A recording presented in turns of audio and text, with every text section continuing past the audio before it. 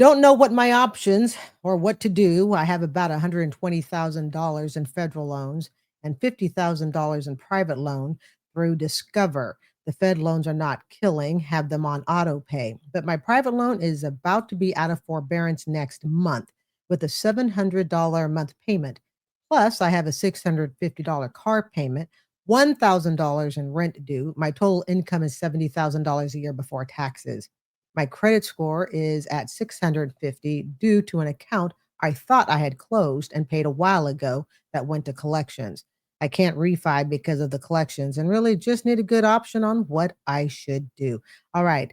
Good evening, everyone. This is really casual. I kind of want to get back to doing Reddit stories and stuff. And really, all I do is I just select some stories. I try to keep them within a year if possible, but knowing that debt can go on for many, many years, especially very large student loan balances, I can even go back a couple of years because most likely that debt is around. And it's all about learning from other people's experiences. So, welcome, kick back and relax. Let's see here. $70,000 a year gross before taxes. So they gross what I've grossed the last 3 years, and I have grossed $70,000 a year between teaching, my little side hustle job at school, okay, working in childcare. So I've grossed 70,000 for the last 3 years. And if you gave me a $650 car payment, $1,000 in rent, and a student loan balance of $700 a month payment plus, and that's just on one of the loans. Remember, because they said there's another loan, a federal loan, and that is on automatic payment. When I think about a $650 a month car payment, that is too high. And I'm going to even say, even without the other bills, let's say they didn't have a student loan payment. All right. Let's just take that out. And they still had a $650 car payment. I can tell you that's too high. And how do I know? Because I don't have a student loan payment. Thank you to the taxpayers for forgiving mine in 2022 for 110,000.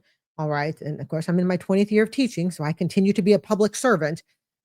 But I can tell you I would not feel comfortable with a $650 a month car payment without a student loan. When we talk about people taking on debt that they are not prepared to pay, it's because we refuse to do the numbers. I genuinely believe that student loan debt is probably the only debt. Now, and correct me if I'm wrong. I believe that is the only what you might call socially acceptable debt to take on and never crunch the numbers in advance, ever. So this person has all this debt and really no way to pay it. Yeah, the credit score is 650, whoop-de-doo. It's not really neither here nor there. And it says here they can't refi because of collections and need a good option what to do. Here's the best option. You're going to have to pay off the debt. Let's see what other commenters said. I never read the comments until after I read these. Like I said, I pick them and read the main part, but I never read the comments. But let's see what the commenters said. How old are you and what are the interest rates on your loan and car? I personally like the approach from the money guys. If it is a high interest loan, it makes sense to try to pay them down ASAP, if not pay the minimum payments. As another commenter already mentioned, cut your Roth deductions for a bit and get out of the high interest debt. The ones those are knocked out, throw as much as you can into retirement. Yeah, that's all great and stuff, but here's my problem. Guys, getting out of a 200K student loan debt on on $70,000 a year, I couldn't pay off my 85,000 that grew to 110,000 over 16 years. See, on paper, you guys, it sounds really efficient. It's kind of like sometimes, when you listen to the Ramsey show. Yes, it's this. I recorded 2 videos this evening, and one was my hair in the wet look, and the other is now blow dried. Not your imagination, okay? But when you're talking $200,000 debt, it just sounds so simple. Well, just tackle this debt and then tackle this debt and pay it all off and then throw what you can into retirement. You're looking at a $200,000 house. I couldn't pay off 110,000 after it grew for 16 years. And was making about 60,000. You're only talking maybe a $10,000 difference at the time. So this is this is a difficult bill to pay off. This is the type of bill that if you're not careful, I think it's already a runaway train. Remember what I've said. Can you get yourself into so much debt that you cannot get out of it? Yes, I genuinely believe that. I don't care what other people write. Oh, you've got this. Just keep plugging away, work 3, 4 jobs. No, you can get yourself into so much debt that the runaway train is the interest that you have to pay to keep up on the loan. 70,000. Again, I know exactly what that is. That is what I have grossed. So that's not good debt. $200,000 student loan debt. And don't forget, guys, I think starting it's 2026, those Parent Plus loans also. I think we have a Parent Plus loan story here, I think. But remember the limit on that is 60,000. And that limit, if I'm correct, that is 60,000 total. Because I was looking at some stories and some people were going, is that 60,000 per kid? That is total debt you're allowed to have, which means the first child, if you give all that money to them, then child 2, 3, and 4 may not have anything. But if I understand correctly, I believe that's what it is, because the point is to keep the parents out of the six-figure debt. So it would kind of defeat the purpose. It was like, yes, $60,000 per child. You got 3 kids, and before you know it, you're $180,000 debt. That's not the way it's going to work. It's going to be 60,000 total. I'm positive because I remember doing a story on that. All right, let's look at another one. Hey, I pre-selected them so you don't have to wait for me to scroll. Kind of see what looks interesting. All right, here's another one. And these aren't are these all student loan debt stories? No, different ones. Told you guys this is really a casual style. Over half my income is going to my $200,000 student loan help. Oh, I guess it's 200K student loan night. All right, this was 4 months ago. All right, let's hear it. I don't know what to do. I have worked 2 jobs for over 10 years now, and I am still 200K in debt for my student loans. Let me see if I can largen this. Hold on, I'm gonna stop just a second, see if I can make this larger. Hey, check that out. Okay, let me start from the beginning. I don't know what to do.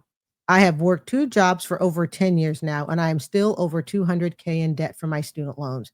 I recently got a promotion where I no longer need a second job, as that was affecting my personal life, but I had a little extra money. I refinanced a couple times, but now my monthly payments are at about $1,600. This is the equivalent of half my monthly income. I have no extra money for spending or saving. I won't be able to pay this off until 2042. I will be almost 50 um, by the time I'm done with my loans. I don't want to live like this. I can't even consider having a family or even buy, save for a house because I barely have any money to support myself. I went to school for 4 plus 2 years, I guess 6 years, with my master's in architecture, but I am not in that district field of study. I work with engineers now. I wish I never signed up for this. If I had known, I wouldn't have a life outside of my loans. Someone suggested getting a financial lawyer. Is that even a thing? I have over 800 credit score and I could refinance again, but it seems like it would only just extend my payments even longer. All right, let's unpack because you know that's what I love to do. Okay, so let's look here. 200K in student loans. Now then, they say, okay, they're working 2 jobs and all that. Okay, they've had it for over 10 years. Now, they got the 200 debt over 10 years. How much do you think the interest builds every single month? And how long do you think it's going to be before it becomes a quarter million debt? Something to consider. Just like you can have so many kids, nobody can help you because no one wants to house you and your 9 children. It's the same thing with student loan debt. You could have so much debt that interest becomes runaway. Okay, so let's take a look here. They got a promotion where they no longer need a second job, as that was affecting their personal life. But here's the problem, they actually need a second job. How did we know they needed a second job? They don't have any money. Their student loan debt at $1,600, that's just about what it costs me to live per month as a debt-free school teacher. 1,600. I don't have $1,600 in bills, so this includes food. Okay, so I estimate to be about 1,800. I would count YouTube runs me probably about $150 a month, and I don't count YouTube because that is all separate business. So tax deductible, LLC, all that stuff. So I don't look at YouTube because I keep those very, very separated. Okay. But $1,600 is that's my household bills for the month, plus just a little bit of food. I like to budget about 500 food, so bump it up to about 1,900 for me. They say this is half their monthly income, so they make probably, if they go with that figure, they're probably making around 60,000 or so a year. Guys, there is a problem when we're making in the 50, when we're making the 50s, 60s, 70s, and we are running up $200,000 worth of debt. And I'm not shaming, okay? Please, because I understand the position that I'm in, okay? But what I really, really want to do is I want to help wake people up to realize that, look, you can't pay that much off. This is a $200,000 bill on a 50, 60, 70, $80,000 a year income. Ain't no way. Especially if you're trying to do it by yourself. No, I'm not going to say there's no way. All right. You can do it if you can live with parents. You've got somebody helping you to pay the bill. So all your money goes towards that. And at $200,000, the payments are 1,600. I'm going to bet most of that is interest. Remember, it's amortized. Interest is paid first. So that's $1,600. It's not like the bill's going down by $1,600 a month. And remember, they've had it for 10 years. So this bill just keeps going up and up. They're supposed to pay this off until 2042 at $1,600 a month. And what happens when there's an emergency? Ring, ring, ring. Sally Mae, can I please go ahead and get a deferment, forbearance, or whatever you've got? And then it stops the clock. The interest goes up. See? You can't forget, guys, emergencies are going to happen over the years. And you have to account for that when you go, oh, yes, I will pay that huge student loan bill because I want to go to this school so badly. There is no mascot that is worth this if you are going to be strapped financially, potentially for the rest of your life. They say here that they won't be able to pay it off till 40, 42. They'll be almost in their 50s. Again, that's if nothing goes wrong. Every bill is met. I shuddered with the fact that I was supposed to pay Wells Fargo $500 a month from the age of 38 to 62. Heck, I'm only 58. I still owe them another 4 years. And that's assuming I paid through the entire pandemic and I never missed a month. Life happens. We have got to stop getting ourselves into six-figure debt for jobs that don't pay enough to cover the debt. And I would really like to know. Oh, they said they majored in architect. Great. Have we heard of something called AI? Now I know they said they've had it for 10 years and AI wasn't then what it is now, but see, you got to look at this. What can a business do? We need to design a structurally sound building. AI, go ahead and design it. Then we're going to make a 3D model of it. I don't know nothing about architecture, but I'm sure somebody's done that somewhere along the way, right? They say, I don't want to live like this. Absolutely, we don't want to live like this. So the question becomes, what are we going to do? And here's the thing. If you look at the amount of, when I look at a $200,000 bill, I guarantee you that wasn't all just for the education. Well, depending upon the school. Yeah, probably could be. Okay. But I'm going to say for a lot of people, a lot of it is just spent on fun stuff because it seems like free money at the time you take it. Oh, I live in a little bit bigger apartment because I don't want to have roommates. I don't want to take the bus. I want to put a car on it. You want the longest car payment in the world, guys? Put one on a student loan. You will be paying for that car 3 times over. Let's see, you can't have a family or even buy or save for a house, right? Exactly. Because when they go to do your DTI, what is it, debt to income? They go, hey, 50% of your money is all going to student loans. That's topsy-turvy. Let's see here. Went to school for 6 years, master's in architecture. Yeah, most people wish they'd never signed up for this. But here's the thing. A channel like mine and other channels, we can warn you. We can tell you, watch the TikToks, listen to what we say, look at our mistakes, look at my financial history. And I can sit there and tell you, the iron is hot, the stove is hot. Don't touch it, don't go there. And you know, somebody's going to go, I don't care. I'm going to touch it and I'm going to go there anyways, because sometimes some experiences just have to be lived. But talk to anyone who's sitting in debt like this and ask them if the school was worth it. Nope. And guess what? As soon as you leave the school, they don't remember who you are anyways. Always remember that. That's why I suggest 2 years at community college, 2 years at a state school. Again, this is if you would struggle financially to pay off the debt. $200,000. That is going to skyrocket if it hasn't already. Because they've had it for 10 years. So that bill has just pretty much gone up. Someone suggested getting a financial lawyer. A financial lawyer for what? What are you going to sue them for? I took out too much student loan debt? There's nothing to sue for. Okay. I mean, maybe you can get in with the suit, with the schools that were kind of defunct and all that. But I think those cases are pretty much, shut and dry at this point. So if you didn't get it kind of forgiven during that time period with the prior administration, it's probably not really happening now. Oh, and it's private loans, $140,000. Oh, and don't forget, yes, the 72 on the federal. It's just sad, really sad. Okay, let's go to the next story. This is how this works. For those who are kind of new to this style, it's kind of fun. Okay, 200. I think this one's kind of short. 200K in student debt and feeling hopeless from 8 days ago. Let me fluff up my hair. Fluff hair. Okay, here we go. 8 days ago, 200K student debt. By the way, these just turned out to be 200K. When I go searching for these Reddit stories, guys, I just go for what looks interesting, and where it lands is where it lands, just like with my TikToks. I don't look for any particular thing. Okay, here we go. I'm a single person in my 40s and I make $60,000 a year. I'm struggling because my payments, just so I don't accrue interest each month, are over $2,100. Okay, let me repeat. They're in their 40s. They make 60,000. Their payments are $2,100. And I'm assuming that's because that's what it takes to get out of it in 10 years. That doesn't say that, but that's what I'm assuming. I have applied for a part-time job at night to help out a little, but I don't know if I will make enough to make those payments, especially for the next 8 years. Yeah, exactly. I feel like I've been living in this dark hole and I just have become more and more hopeless. Any advice? Well, I'm going to tell you this. If you want to get out, again, school teacher salary, I've included everything as you like, school teacher, public police officer, okay, all that stuff, okay? Yeah, so the 2,100 would be what you would pay, I mathematically believe, to pay off a $60,000 debt in 10 years. That exceeds my entire cost of living, 18, 19, and then some. Like my HOA payment is like $450 a month. All right. So that's almost two HOA payments. Not quite, but almost. I don't know if you will make enough to make those payments. If you're doing just a little part-time job at night, my bet is going to be no on a gross of 60,000. See, I love it when the numbers are numbers that I'm familiar with because it applies to my life. No.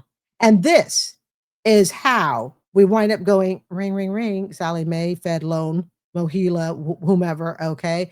And we say, we can't continue to pay $2,100 a month. Can you help me out? And they go, oh, no problem. Let us go ahead and let's make you income based. We will take that $2,100 and let's knock it down to a nice, comfortable. Could you handle 400? And you're like, oh, thank God. Yes, I will take the 400. And then you pay on that for, 2, 3 years. And you don't bother to look at your student loan bill because you're partly in denial with it.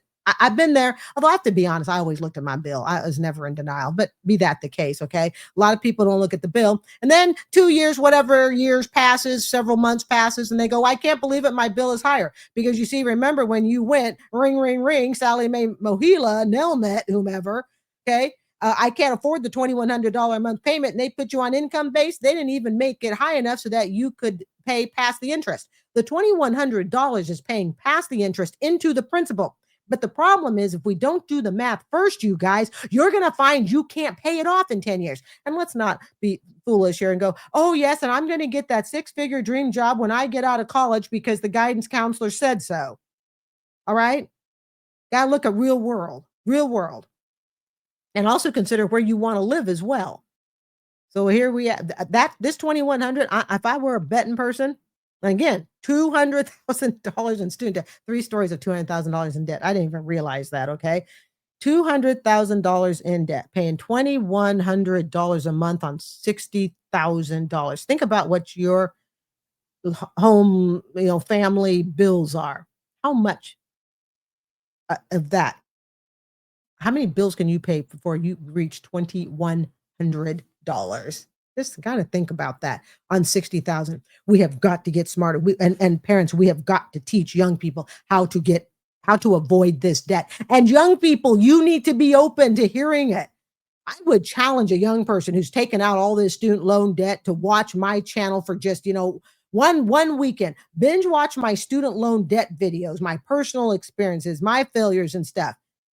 I would challenge a young person to do that and then walk away and say, you know what? I really just don't care. I'm just going to still go ahead and run up that debt and I'll just be the next person in line, ride a skateboard to work and taking the electric bike and electric scooter because I can't afford anything else. Telling you, I can tell you the stove is hot. I can tell you you're going to burn yourself. I can tell you, I spent 16 years carrying that freaking ball and chain.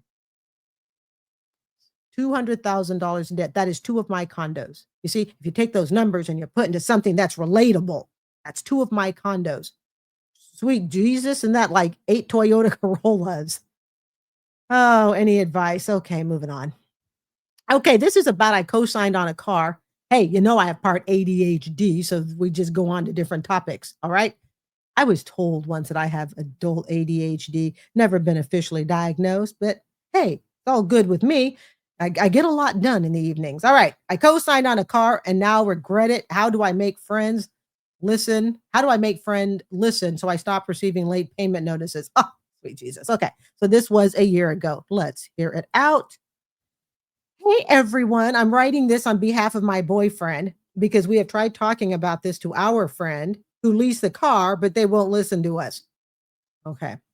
This is a throwaway, so I'll be using fake names. Unlike everybody else doesn't do that on Reddit.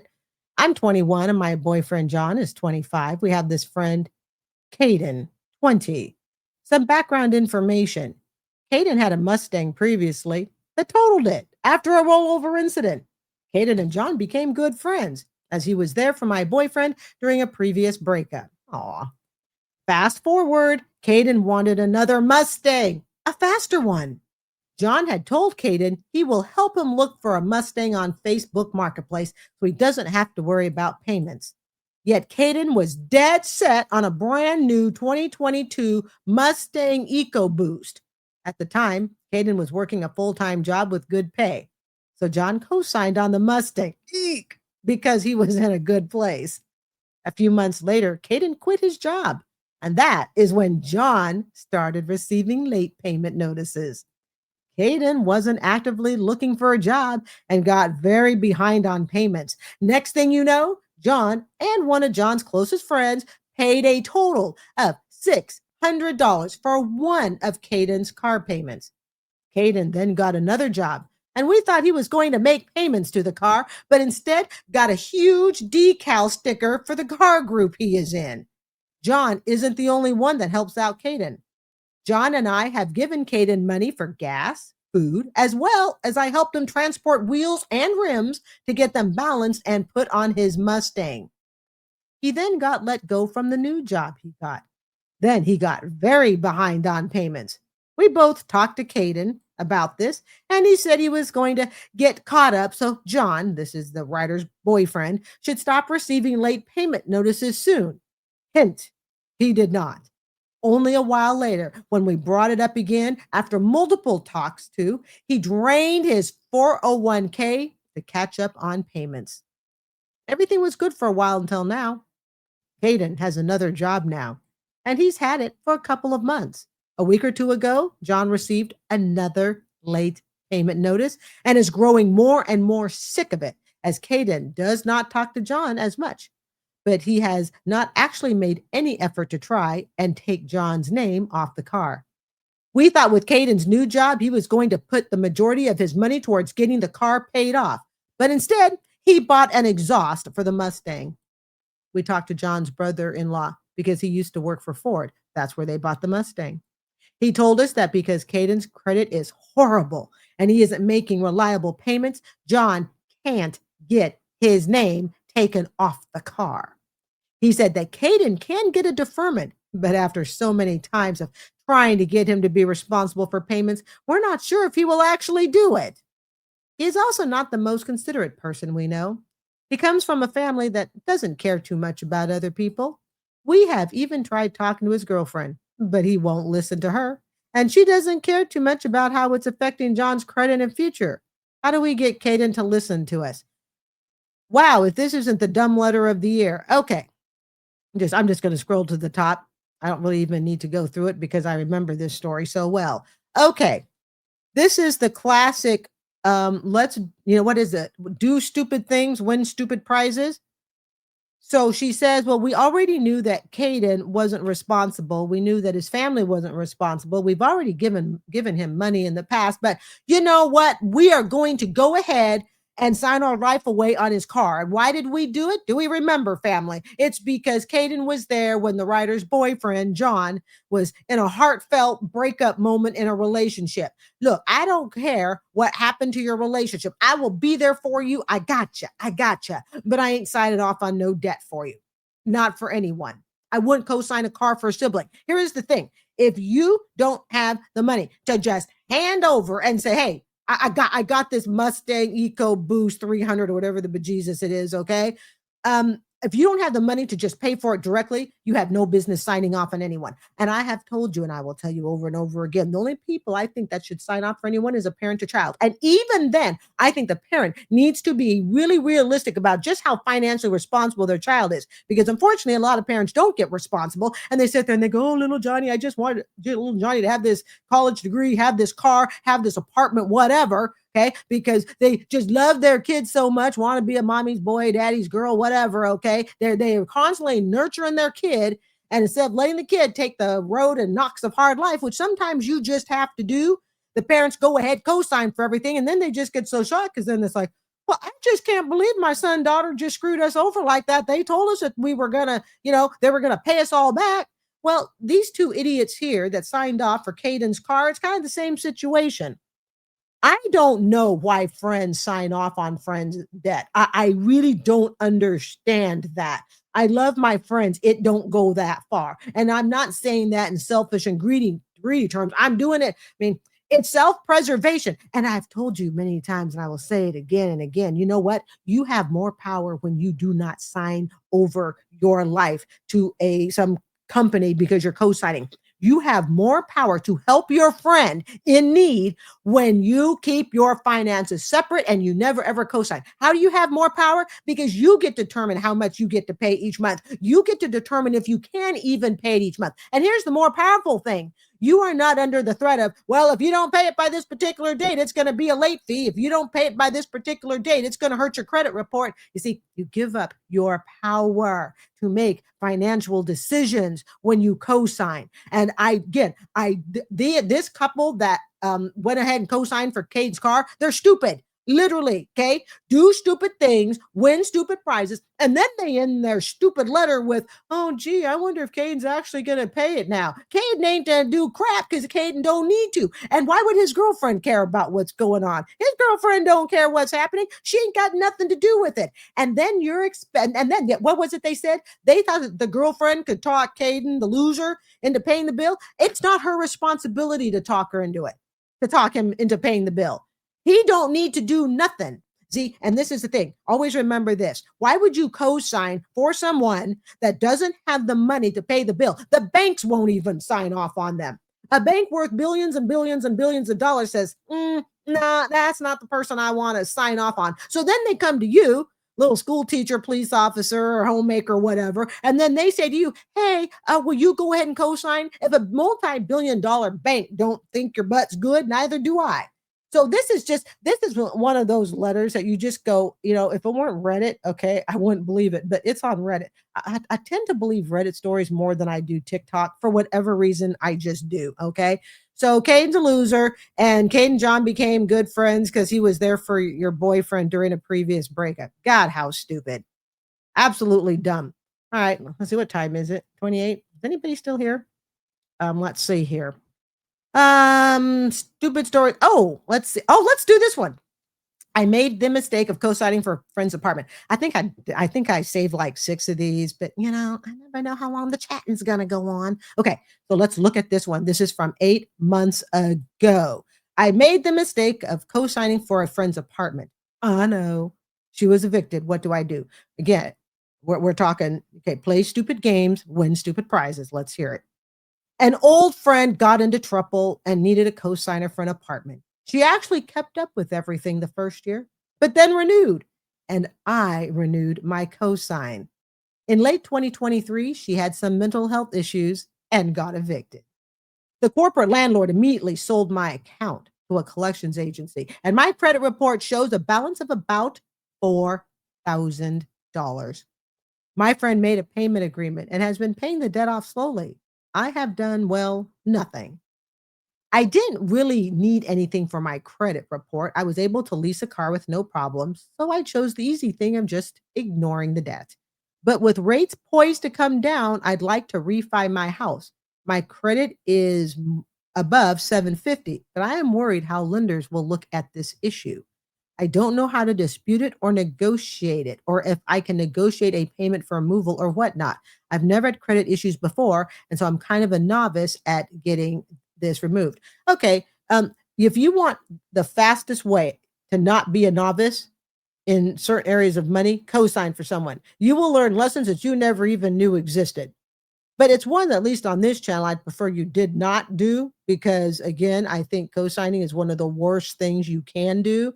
And here, what's up with all these friends co-signing for each other? I mean, where are these friends? Where are those friends when I went bankrupt? I'm just kidding. Okay. But an old friend got you in trouble. An old friend got into trouble, needed a cosigner for an apartment. Why the bejesus do people sign off on other people's living? Let's put it this way: the bank won't sign off for her. If her parents won't allow her to live at home with them, that might be a red flag that something is wrong. And don't forget, of course, she kept up with the bill the first year. When someone needs your John Hancock, meaning your signature, that's the term they use in insurance, your John Hancock, okay? You have to remember you are their bestie at the time. You my bestie. And then you sign off on their debt, and all of a sudden you put to the back of the line. That's where you go. You go to the back. You go behind all their date plans, all their vacation plans, their dresses, their suits and ties that they need to get for work. You are dead last. How do you like being dead last? Oh, you don't like it so much. And then you sit there and you watch them do things going, hey, wait a minute, you owe me money. Well, you co-signed.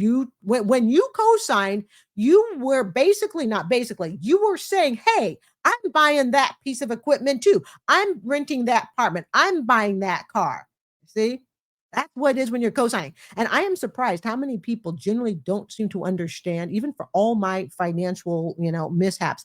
I've always understood what co-signing was. I may not have understood student loan debt. I may not have understood credit card, APR, how to buy a car and all that. But for whatever reason, I've always understood co-signing, even though I've never actually done it. When you co-sign, you ain't doing your buddy or friend a favor. You're putting yourself in debt. You are risking your credit score. You are risking the fact that you may not be able to buy that car, buy that house, lease that car, get that job. Why? Because your friend that you co-signed for put you in debt. And she's evicted. She don't care that she's evicted. Oh, and of course, she has mental health issues. Also, remember this, folks. When you co-sign, and at the time, the eating is real good. Oh, at the time, I was making, 70, 80,000 a year. I was debt free. My income to debt ratio was wonderful. I thought I could help out a sibling, a friend, coworker, whatever. And then all of a sudden, you go through your own financial mishap. And then all of a sudden, you're like, oh my God, I can't afford this co-sign bill anymore. I need to get them off. Well, guess what? There is a way to get them off, to get yourself off it, pay the bill. Once you co-sign, you are just as good as having bought that yourself. We are going to step back to 1959 and watch a Westinghouse video called The Total Electric Home, the home of the future. Here is truly the most wonderful and exciting thing I've ever had the chance to talk about. It's the Westinghouse Total Electric Home. A home where electricity does everything. Heats, cools, illuminates, launders, preserves and prepares foods, entertains. It even lights a path to the front door with rayescent strip lighting. As visitors approach, more lights go on automatically to say a cheery welcome. Then, when they arrive at the door, a television camera takes their picture to tell the hostess her guests have arrived. Everybody stop. Now, I have only watched this video once, and I can tell you when I saw this, I thought Alexa was the invention. I see here, I'm thinking no one had ever seen anything like a Ring camera before. Guys, this stuff has been around since 1959. And here we are. You know what I feel like? You know how, like, okay, because I'm in my 50s, so I'm a teacher and I teach middle school students, and the middle school students hear a song and they're like, this is just the greatest song. And then you tell them, oh yeah, well, they were playing that tune when I was, 13, 14 years old. And they just look at you crazy because they're sure that that song was written for them and their generation. Come on. I know some of you out there, you're just as shocked as I am. And look they even have a bigger camera than Alexa gives you. So how many of you, seriously, let's be honest here, went, oh my God, I thought everything was invented by Google, Amazon, and Alexa. When you step inside the total electric home, you step into an entirely new concept in living, organized around electric centers, such as this entertainment center. Electric heating and cooling keep the home constantly and automatically at the most livable temperatures all year round, and keep it clean and healthful too. Sterile lamps kill airborne bacteria, while electrostatic filters remove pollen and dust.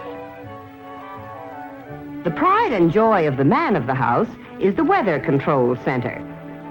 All right, let's all pause. Everybody look at that weather control center. We got two dudes there looking like the men of the house.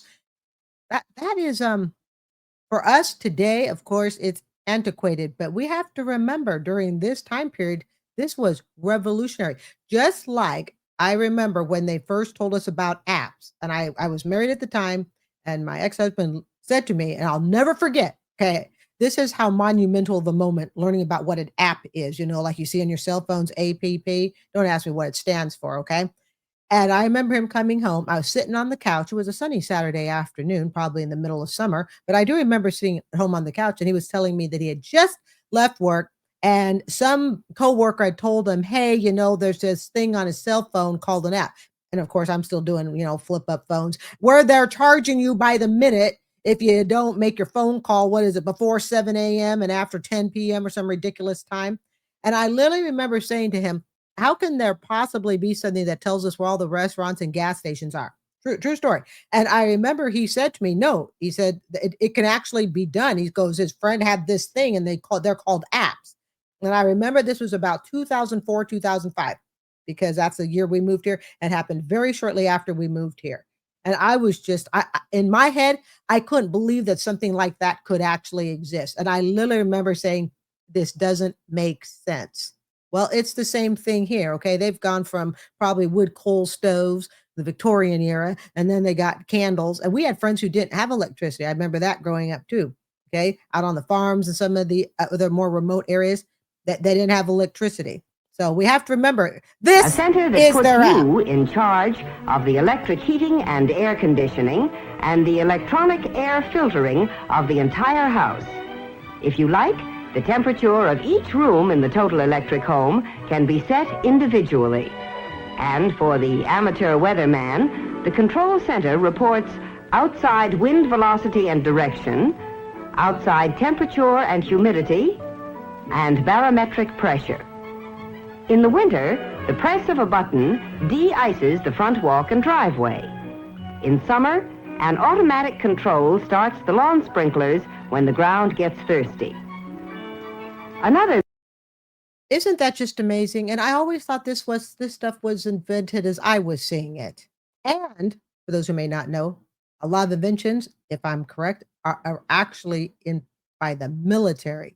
And it becomes like a top secret thing first, and then it goes out to everybody else. So I hear that is how the internet started, that the internet's actually been available a long time. It just didn't become available to the masses, but it was available to the military. At least that's what rumor has it. And people, on this Thursday night where we've had, maybe a stressful and busy week, are we not enjoying the ambiance of looking at 1959, how beautifully and elegant these ladies look? I love these dresses. Why did they ever have to go away? A beautiful and practical electrical center in the total electric home is the Laundry and Home Planning Center. With individual hampers, your clothes are sorted by type. Directly opposite, to save you steps, are the real geniuses of this very last word in home laundries. All you do is load the clothes in this new Westinghouse 1000 laundromat and electric clothes dryer. Check that out. Oh my God, it looks like a kitty litter box, but hey, it works. It's a washer and dryer. Wow. It does look like today's kitty litter box to some extent. And by the way, those kitty litter boxes, some of them are very dangerous. You want to do reviews on them because some of these electric boxes are supposed to clean and stuff. Well, unfortunately, it's also taking the cat with it. So be very careful about electric kitty boxes. Okay, so there's the washer and dryer. All right. This is so cool. I love nostalgia. Remarkable program computer selects and carries out the perfect washing and drying program for every fabric at the touch of a button. It's the first home laundry. Now, don't those look like two happy housewives that can think. Over here is the combination open fireplace and electric barbecue. Now, I don't know if there are any engineers out there and stuff. Is this stuff even allowed anymore inside of houses? Hey, Gladys, let's go ahead and pitch up a big old barbecue that probably doesn't meet specs and standards that would be safe today. And where does all that smoke go? I know they got a screen that comes down around it, but come on. I'm trying to think. Somebody from the 1950s, tell me how this actually worked, because I'm sitting there thinking, oh my God, all this smoke would be coming out. I could be wrong. Maybe somebody from 1959 can fill us in the comments. Today it looks absolutely ridiculous. I have to be honest, but with all due respect, okay, this was the big thing. And you got to like the way they coordinate the blue, just like I coordinated my lipstick to go with the border. That took a few trial and errors. By touching an electric starter, the host can get the charcoal going and demonstrate his cooking skill. Charcoal in the house? Even my condo says you got to be 10 feet from the building. And whenever the family just wants to enjoy a cozy fire, all he has to do is throw on the logs and push a button to automatically lower a protective screen. Okay, somebody has got to explain that to me. See, in my head, I'm thinking all this smoke. Never in my life have I heard, okay, family, let's all get together. Somebody bring the charcoal in and let's start burning up the house. Now, maybe that's a big old fan that's, taking all the smoke plume out. I could be wrong. Today, it looks incredibly dangerous. Kind of like when you see those photos, you know how they used to hang babies out the window in like a baby box? I've seen that in some old time photos. Hey, we're 10 feet up and little Junior is hanging 3 feet off the edge of the ledge somewhere. Okay. This is kind of what it reminds me of. I don't think today it would ever even be allowed. Cooking is really a joy in the food preparation center. The women are always happy to be in the kitchen. There is never a frown.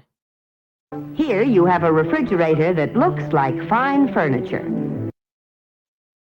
That's the refrigerator. Okay, I guess if I tilt my head just right, I can kind of see it.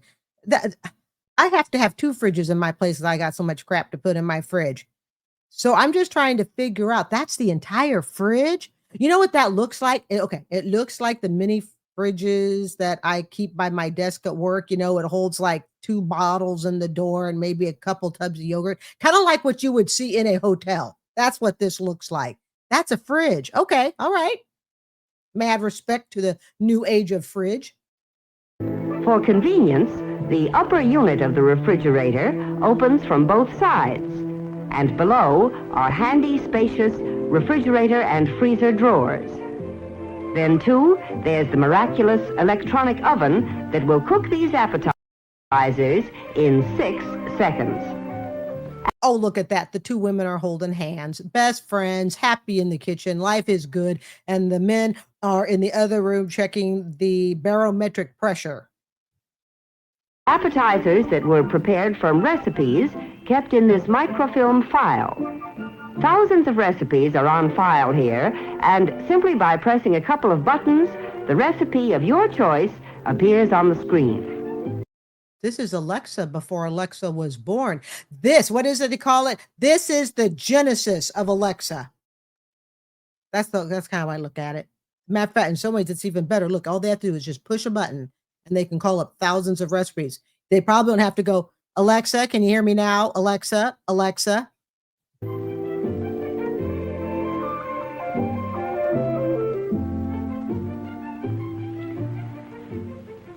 The entertainment center of the total electric home is a whole world of built-in pleasure. Never before has so much fun been organized in one convenient and compact area. Fun that the entire family can enjoy together. The entire family, and the children are always respectful looking, dressed up. That little girl has that beautiful yellow dress on and a bow in her hair. For the young in heart, a button selects the latest hit record and plays it automatically. Your television screen is easily aimed toward any part of the room. All right, what is that? A 15-inch television? You know, it ain't a 24. It's certainly not a Zenith. I don't even know if Zenith was around yet. Okay, guys, that is the family television. And I got to respect that because when I was adopted so I was born 1967, adopted in 1972, our TV was smaller than that. I think it was literally like a 12-inch. I remember my parents had it way up on a shelf. Okay. It's black and white. And I remember them watching All in the Family.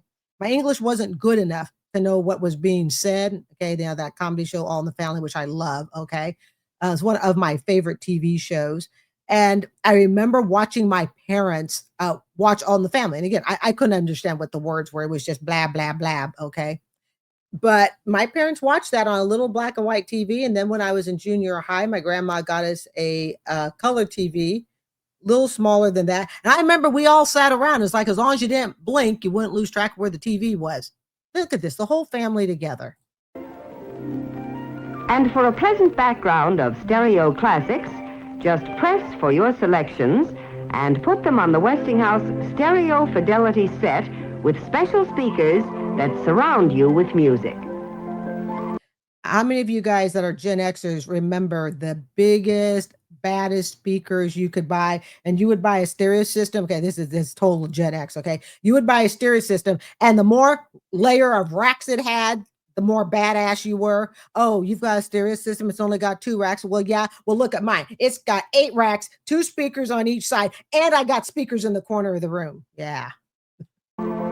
Almost every form of home entertainment is centered here. AM/FM radio, tape recorder, slide projector, games of all kinds in drawers that roll out at a touch. There's even equipment for showing your own home movies, those personal dramas and comedies written, starred in, directed, and produced by you. Now check this out, you guys. This is actually pretty cool. A sliding wall of the entertainment center conceals a built-in projector that glides out into the room.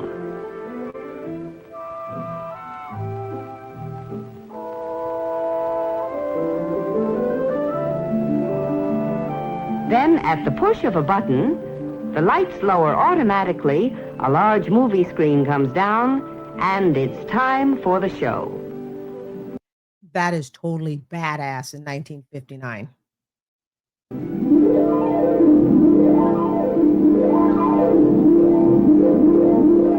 Now, let's take a look at the health and beauty center of the total electric home. The center that keeps you feeling as well as you look.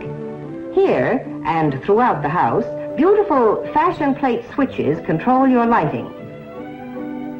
Just a tap of the fashion plate and lights are on or off with no buttons or switches sticking out. And no, Alexa, turn on the lights. Overhead, sun lamps shine down to give you that healthy glow. A true sun bath, even while shaving or making up. Being beautiful is so much easier here, too. There's an electrically warmed mirror that will never fog up. Over here... Oh, speaking of the beauty end, I've had people ask me what makeup I wear. Most of the time on YouTube, I just wear lipstick and eyeliner like I'm wearing right now. That's about 90 to probably 95%. I don't wear a lot of makeup, but I could have still enjoyed a place like this to look and feel beautiful. Is something truly remarkable. An experimental wall of light. It isn't on the market yet, but when it does go on sale, it will not only illuminate whatever room it's placed in, but also cool the room in summer and heat it in winter. To help maintain that healthy tingle, there's an electric massage table and outside an electric exerciser. Check that out. Check that out, family. We got over here our and it's one of those bikes that you get on, you go like this, back and forth. It probably became a clothes rack for most of them, just like it is for most of us. All right, that looks a little scary. It looks like a shovel on a stick, but hey, it works. You see, the Health and Beauty Center even extends outdoors into the fresh air and sunshine. Don't you love the way these women are modeling? Let me tell you, guys, put in the comments, have you ever seen your moms walk around the house like that? Just ever so elegant, Just that they got that 1959 pose. We just ain't got it today, folks. A sliding wall here in the children's quarters converts one large area into two separate bedrooms at night. During the day, the wall slides back, and this becomes the child's education center. There's an My classroom doesn't have that much stuff in it. electrically operated planetarium to encourage a study of the stars. The needs of the growing children in this house are provided for mentally as well as physically, with plenty of space to study or play. Slide projectors, the latest up-to-date maps of the world, and a whole host of electrical instruments that help the eager mind explore nature's secrets and, incidentally, help with the homework.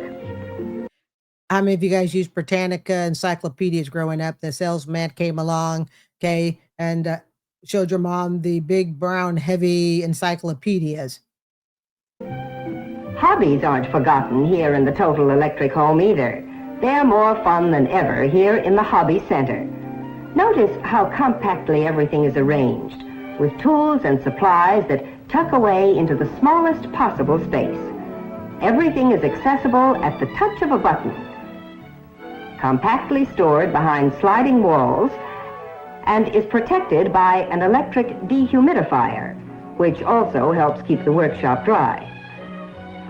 Now, for those who forget, this is the Total Electric home. This sort of thing had not been seen, serving the masses for electricity. So you got to keep in mind. So everything that we're seeing back in that time period is like, oh my gosh, I can turn the light on and put on my makeup. I can see the stars up at the sky at night in my room in a little fake planetarium. It's stuff that, of course, we take for granted now, but this was the dawning of a new age. There's even a smaller version of the workshop for the kids. These are some of the most spoiled kids I think I've ever seen. Designed primarily as a model building workshop, it's child-sized to encourage the fun of building and creating. To complete the home workshop, there's even a paint spray booth. Equipped as he is with the latest in power tools and equipment, there's no job that's too big for Dad to tackle. Of course, Total Electric Living moves outdoors to the patio easily and conveniently. Here's a new idea: a portable power pole that sets into pre-wired locations and lets you use your television or any of your appliances outdoors. All right, check out that green grass. I'm sure it's all fake green grass, but didn't that look cozy? I got to be honest, guys. In the world that we are in today, I understand all the amenities of having what we have today, but why does it seem like, though this was before I was born, why does this seem like just a simpler time? It just does. I could be wrong when people say things like, take us back to the good old days. Yes, I understand we got civil rights issues and all that stuff. We got that, okay? But sometimes we have to put that aside, okay? And we're just looking at, I'm sorry, if you were white, middle to say upper middle class, and you could be that traditional family, I think the eating was pretty good. If there are insects, the touch of a button provides screened-in comfort. Of course. Screens are in place at night, out of the... I think she is absolutely gorgeous. That's just my opinion. She is beautiful. ...way during daylight hours. There are even windscreens that move at the touch of a button to give protection from wandering breezes. Eating outdoors is better. These people love to touch each other. Better than ever, too, in the Total Electric home. Here's a food and service bar that can be assembled in many different ways. And because it's topped with Westinghouse micarta, it is stain and beverage resistant, can be cleaned up with a simple wipe of a damp cloth. Set into its micarta top is the electric barbecue, complete with electric starter and an electric rotisserie. Costco would take it and turn it into a total new invention. Costco rotisserie chicken. Actually looks pretty darn good. I like the hamburgers beneath it too. My apologies to the vegetarians. There's even an appliance center and a food and dish warmer. In the total electric home, all the conveniences are yours outdoors as well as indoors. Yeah, there's that charcoal fireplace, which I'm sure is just going to burn up the whole house. But the real heart of this home is clean, safe, electric heating. A home is not totally electric without it. Yes, a new concept in living with the feel of the future is here today in this Westinghouse total electric home. And the wonder of it is, total electric living is not expensive. What's more, total electric homes can be built to fit every taste in styling, any climate, and most important, to suit any price range. As a matter of fact, total electric living is well within the reach of most people planning to build, buy, or remodel. The total electric home is another reason we can say that when it comes to leading the way with new ideas for better living, you can be sure if it's Westinghouse. Yes, we can be sure it's Westinghouse. From my house to your house. Have a great night.